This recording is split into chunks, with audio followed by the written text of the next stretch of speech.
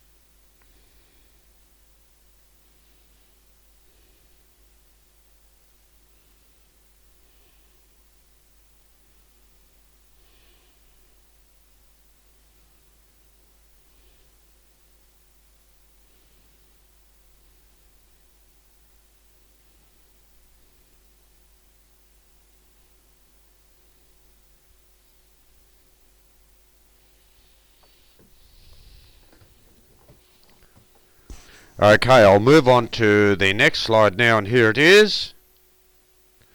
Again, I'll leave it on for about a minute or so, but you can pause it for as long as you like.